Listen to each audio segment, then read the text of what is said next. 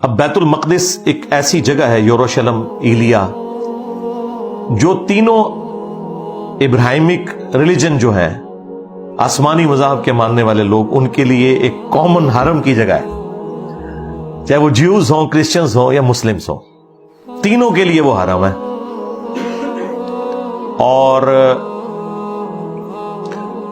جب نبی صلی اللہ علیہ وآلہ وسلم کی پیدائش ہوئی اس وقت آلموسٹ 500 سال ہو چکے ہوئے تھے ہیکل سلیمانی کو گرے ہوئے، کیونکہ 70 AD کے اندر 70 عیسوی میں نبی الاسلام کی پیدائش سے 500 سال پہلے ٹائٹس جو رومن ایک جنرل تھا، اس نے حملہ کیا تھا یروشلم کے اوپر، اور اس وقت تو ظاہر ہے وہ بت پرست جنرل تھا، اور انہوں نے یہودیوں کو قتل کیا، کوئی 1.25 لاکھ کے قریب یہودی قتل ہوئے، اتنوں کوئی وہ قید کر کے لے گیا اور ہیکل سلیمانی برباد کر دیا۔ اس کی صرف ایک دیوار بچی ہے جسے ویلنگ وال کہتے ہیں، دیوار گریا، اور جس کے سامنے یہودی جو ہے وہ اس طرح کر کے تورات پڑھ رہے ہوتے ہیں، وہ ایک دیوار وہ باقیات ہے ہیکل سلیمانی کی۔ اور یہ سلسلہ اسی طریقے سے ان کا رہا، پھر ڈائسپورا شروع ہو گیا، ان کا انتشار پوری دنیا میں پھیل گیا، ظاہر ہے وہاں سے تو وہ نکال دیے گئے۔ نبی صلی اللہ علیہ وآلہ وسلم کا دنیا میں آنا یہودیوں کے لیے بھی رحمت ثابت ہوا۔ آپ علیہ السلام کی مبارک دعوت کی برکت سے جب اسلام نے عروج پکڑا اور سیدنا عمر کے دور میں یروشلم فتح ہوا ایک پیس ٹریٹی کے تھرو، اس وقت یروشلم پہ حکومت تھی کرسچنز کی۔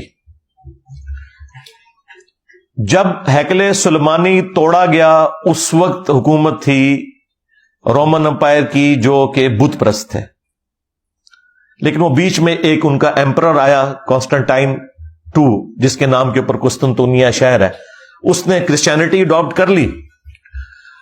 یہ آلموسٹ آپ سمجھ لیں نبی صلی اللہ علیہ وآلہ وسلم کی پیدائش سے 200-250 سال پہلے کی بات ہے۔ تو اس کی وجہ سے پوری کی پوری جو رومن امپائر ہے وہ کرسچینٹی میں کنورٹ ہوگی، کیونکہ اس وقت بادشاہ کا دین ہی رعایا کا دین ہوتا تھا۔ اب کرسچنز نے یہ شرط لگائی سیدنا عمر کو کہ ہم آپ کے حوالے کرتے ہیں یہ سٹی بغیر جنگ کے، کیونکہ انہیں اندازہ ہو گیا تھا ہم مسلمانوں کا مقابلہ نہیں کر سکتے، لیکن ہماری شرط یہ ہے کہ یہودیوں کو آپ نے یہاں نہیں آنے دینا۔ اس کی وجہ کیا تھی؟ کرسچن یہ سمجھتے تھے کہ جسے ہم خدا کا بیٹا سمجھتے ہیں یا خدا سمجھتے ہیں، اس کے قاتل یہودی ہیں، کیونکہ انہوں نے صلیب چڑھوایا تھا رومنز کے ذریعے جیزس کرائسٹ کو، اور یہودی جو ہے وہ جیزس کرائسٹ کو نعوذ باللہ آؤٹ آف ویڈ لاک کہتے تھے۔ ٹھیک ہے، اب یہ زمین و آسمان کا فرق ہے۔ اتنے بڑے لیول کی دشمنی دنیا میں کسی بھی دو مذاہب کے درمیان نہیں ہے جو جیوز اور کرسچنز میں۔ یہ آج کی بات میں نہیں کر رہا، یہ آج صورتحال کیوں بدلی ہے میں بعد میں بتاتا ہوں۔ زمین و آسمان کا فرق کہ ایک مذہب کے ماننے والے اسے خدا کا بیٹا کہہ رہے ہیں اور خدا کہہ رہے ہیں، پروٹیسٹنٹ جو ہے وہ خدا کہتے ہیں اور کیتھولک خدا کا بیٹا کہتے ہیں، اور دوسرے کہہ رہے ہیں کہ اس کی اصل میں خطا ہے، یہ آؤٹ آف ویڈ لاک پیدا ہوا ہے، نعوذ باللہ من ذالک۔ تو ان دونوں کا تو آپس میں ملاپ ہو ہی نہیں سکتا تھا۔ کرسچن نے کہا کہ جیوز یہاں نہیں گھسیں گے، یہ ہمارے جیزس کرائسٹ کے قاتل ہیں۔ تو یہ بات تو ان کی نہیں مانی گئی، البتہ ایک بات سیدنا عمر نے مان لی کہ ٹھیک ہے ہم انہیں یہاں آباد نہیں ہونے دیں گے، صرف وزٹ کریں، انٹرنیشنل سٹی سے ڈکلیئر کر دیں گے، کرسچنز بھی آئیں، جیوز بھی آئیں، مسلمان اوورال اسے دیکھیں گے، لیکن چونکہ یہ تینوں مذاہب کے لیے ایک ریسپیکٹیبل جگہ ہے، لہذا تینوں مذاہب کے ماننے والے لوگ زیارت کے لیے اپنے حرم میں آ سکتے ہیں۔ اور پھر اس وقت سے لے کر 20ویں صدی کے آغاز تک، سلطنت عثمانیہ کے ٹوٹنے تک، یروشلم، بیت المقدس یہ مسلمانوں کے قبضے میں رہا ہے۔ بیچ میں ایک دفعہ صلیبیوں نے لیا تھا، اور وہ پھر سلطان صلاح الدین ایوبی رحمہ اللہ تعالی نے ان سے واپس لے لیا، بس وہ ایک ایکٹیویٹی پرفارم ہوئی، اوورال مسلمانوں کی حکومت رہی، اور بالکل معاملات بڑے اچھے چل رہے تھے۔ لیکن جب سلطنت عثمانیہ کمزور ہونی شروع ہوئی، اس وقت یورپ نے کافی، یعنی گریٹ برٹن نے اس وقت زور لگایا، دنیا کی سپر پاور تو وہی تھے اس وقت، انہوں نے زور لگایا سلطان عبد الحمید رحمہ اللہ تعالی کو، جو آخری باقیات تھے، جو ٹرکی والوں نے ان کے اوپر ڈرامہ بھی بنایا ہے. تو خیر انہوں نے تو بہت زیادہ ایگزیجریٹ کر کے اسے پتہ نہیں کیا کتنا بڑا بزرگ بنا کے پیش کیا ہے. اتنی بھی بات نہیں تھی، لیکن بہرحال مسلمانوں کے مفادات کے پوائنٹ آف ویو سے اس بندے کی بہت بڑی کنٹریبیوشن ہے. الٹیمیٹلی انہوں نے پھر ڈیسائیڈ کیا کہ ٹھیک ہے ہم ان کو دوسرے طریقے سے نپٹیں گے. وہ پھر اللہ کی طرف سے ہی کوئی حالات ایسے بنے، ورلڈ وار 1 شروع ہو گئی اور اس میں جرمنی کا ساتھ دیا سلطنت عثمانیہ نے، اور یہ پارٹی جو ہے وہ جنگ ہار گئی. فاتحین دوسری طرف تھے، گریٹ برٹن اور ان کے الائز سارے. تو انہوں نے جنگ کے دوران ہی فتح پانے کے لیے عربیوں کے ساتھ یہ وعدہ کیا کہ تمہیں ہم اجمیوں کی غلامی سے آزاد دیں گے اور یہ علیحدہ سے ایک حکومت تمہاری قائم کریں گے. دوسری طرف انہوں نے یہودیوں سے وعدہ کیا کہ تمہیں ہم بیت المقدس میں آنے کی اجازت دے دیں گے. خیر دونوں کے ساتھ ہی وعدہ خلافی کی. بہرحال یہودی اسٹرانگ تھے چونکہ فائنینشلی انہوں نے پھر زور لگایا. تو 1917-18 کے اندر بالفورڈ ڈکلیریشن ہوگی. بالفورڈ ایک شخص تھا جو ان کی طرف سے نمائندہ بن کے گیا اور ایک ٹریٹی سائن ہو گیا جس میں یہودیوں کو اجازت مل گئی کہ وہ دنیا میں کہیں بھی ہے نا وہ یروشلم آ کے آباد ہو سکتے ہیں.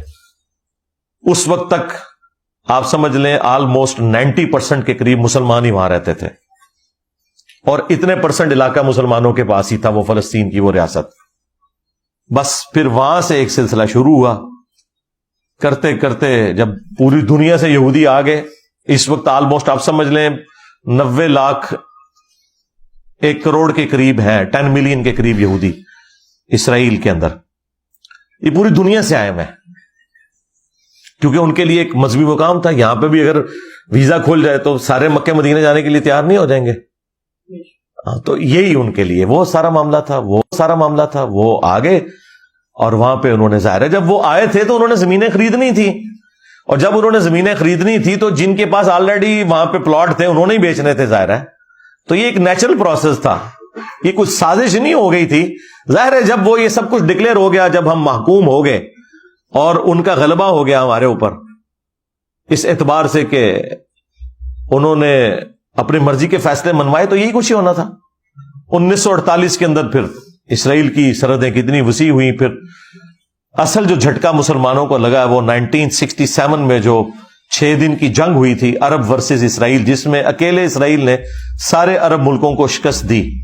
اس کے بعد پھر اس نے اپنی دھاک بٹھا لی، ایسی بٹھائی کہ آج تھوڑا سا علاقہ فلسطینیوں کے پاس ہے. کچھ علاقے تو وہ ٹوٹی پوٹی فارم میں بالکل سینٹر میں اسرائیل کے مسلمانوں کے پاس ہے، اور ایک کارنر پہ یہ غزہ کی پٹی ہے جس کے ایک طرف میڈیٹرینین سی ہے، ایک طرف ایجپٹ ہے، اور باقی جو 2 بڑی والی سائڈ ہے جو لینتھ والی وہ ساری اسرائیل ہی ہے. اور انہوں نے باقاعدہ باڑ لگائی ہوئی ہے، کسی کو وہاں سے یہاں آنے کی اجازت نہیں. اور جو مسلمان باقی رشتہ دار ہیں وہ دوسری طرف آباد ہیں، وہ اس باڑ کو کراس بھی نہیں کر سکتے، پھر بیچ میں اسرائیل ہے، لہذا ان کی آپس میں وہ اس طریقے سے جدائیاں ہوگی اور یہ سارے معاملات اس طریقے سے چل رہے ہیں. اور اس میں عرب ملک ظاہر ہے کہ دنیا پرست ہیں تو نہیں مقابلہ کر سکے. اور آج تو اسرائیل خیر آپ سمجھ لیں انڈکلیئرڈ نیوکلیئر پاور بھی ہے. دنیا میں جو 7 نیوکلیئر پاورز ہیں ان میں سے ایک ہے وہ 8 بلکہ کہہ لیں، انڈیا پاکستان کو ملا کے 7 اور 5 جو ویٹو کرنے والے ممبرانز ہیں، اور 8واں اسرائیل ہے.